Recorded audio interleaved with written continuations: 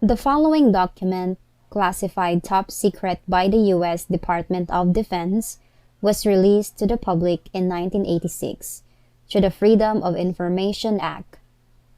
The document is now kept in the National Archives in Washington, D.C., and can be accessed there.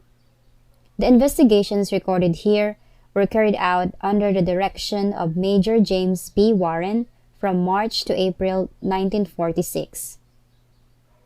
The field investigation in name deleted, County Yamanashi Prefecture was conducted by Second Lieutenant Robert O'Connor and Master Sergeant Harold Katayama.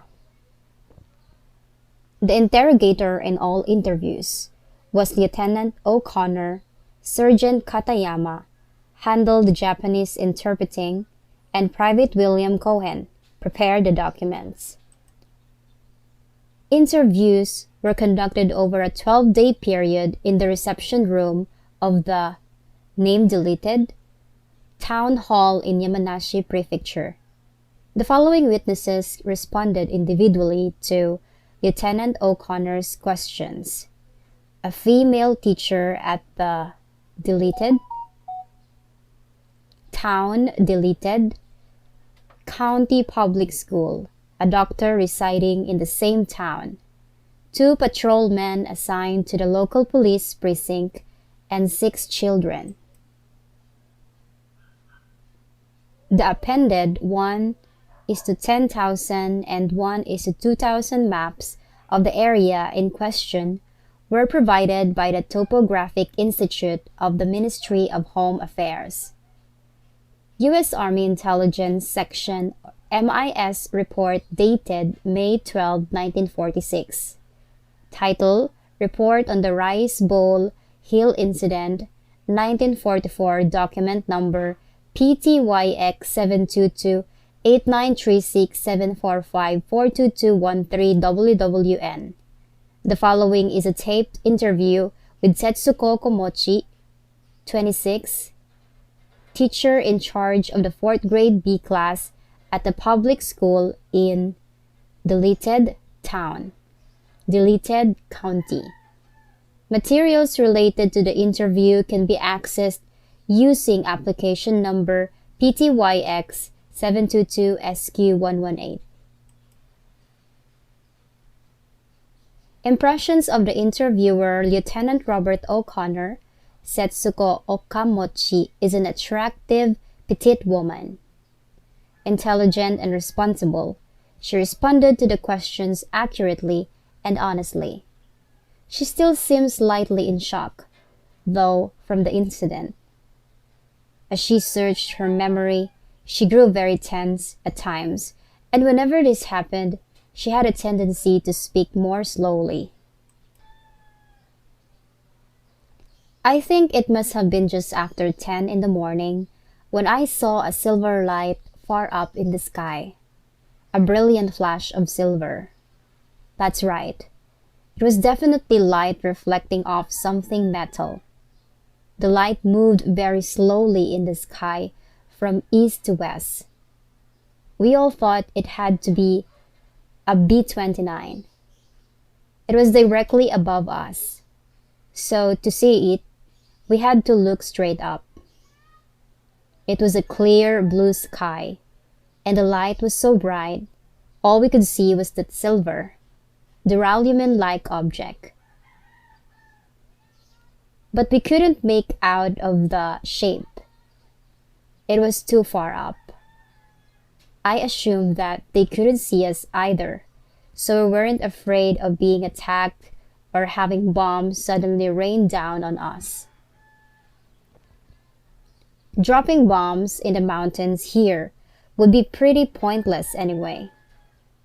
I figured the plane was on its way to bomb some large city somewhere, or maybe on its way back from a raid. So we kept on walking. All I thought was how that light had a strange beauty to it.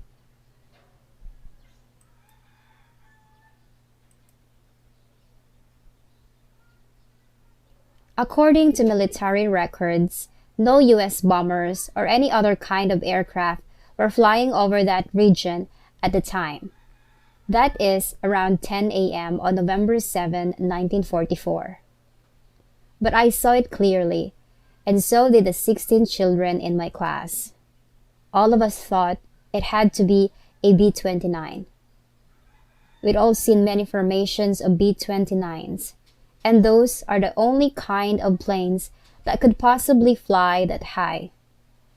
There was a small air base in our prefecture, and I'd occasionally seen Japanese planes flying, but they were all small and could never fly as high as what I saw.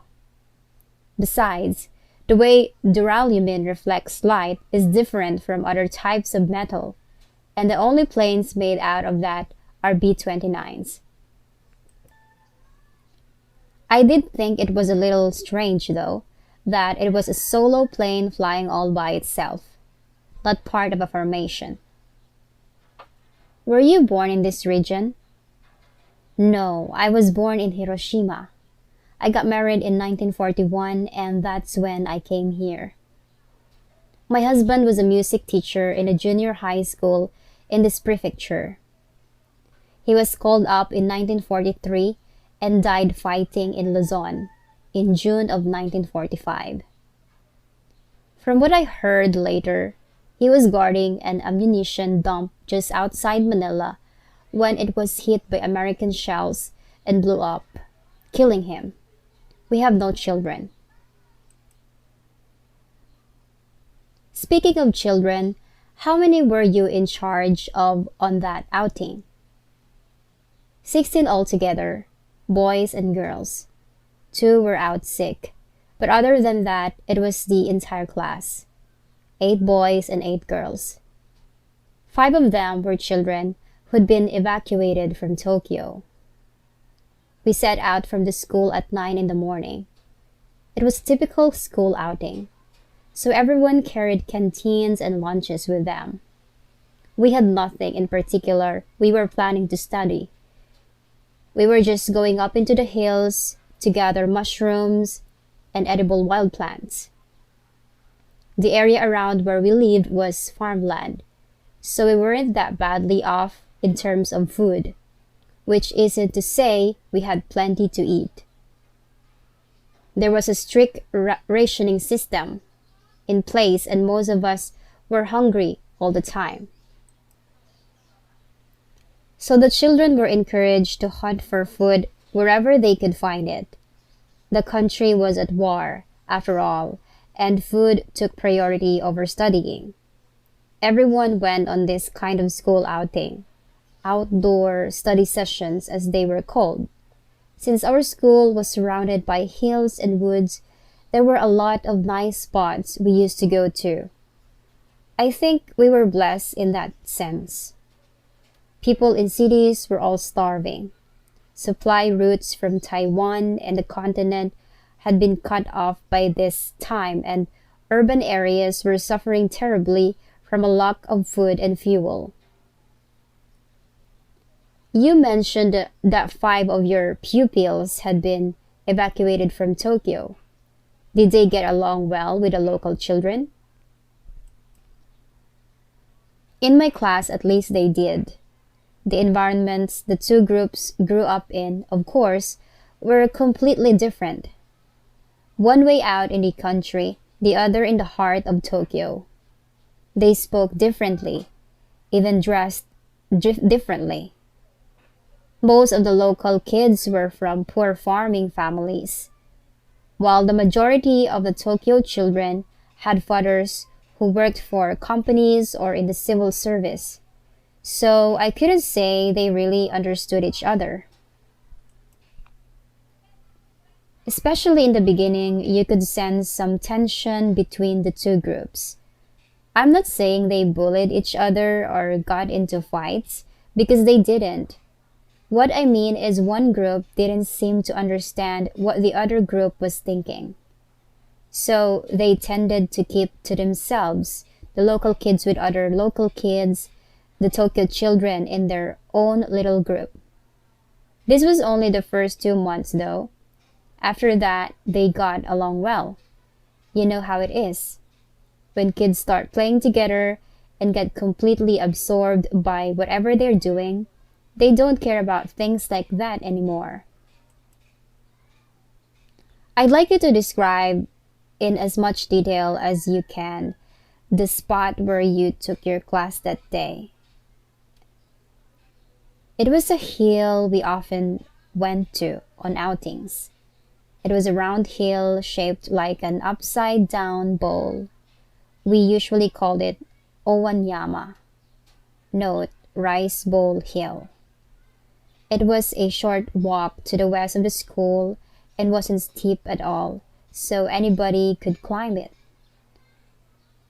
At a children's pace, it took somewhere around 2 hours to get to the top.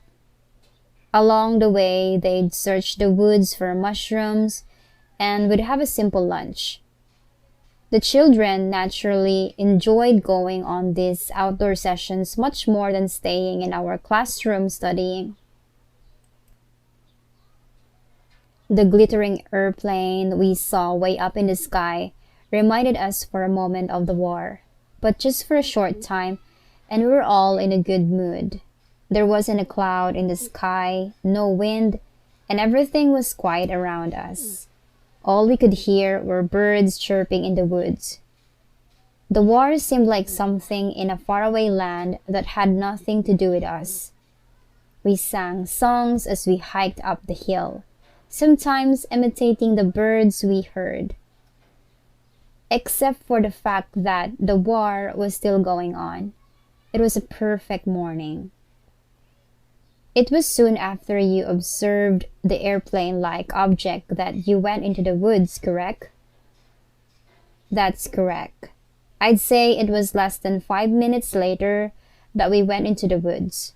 We left the main trail up the hill and went along a trampled down path that went up the slope of the woods.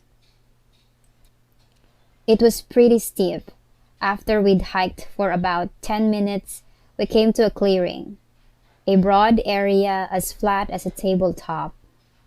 Once we'd entered the woods, it was completely still, and with the sun blocked out, it was chilly. But when we stepped into that clearing, it was like we were in a miniature town square with the sky bright above us. My class often stopped by this spot whenever we climbed Owanyama. The place had a calming effect and somehow made us all feel nice and cozy.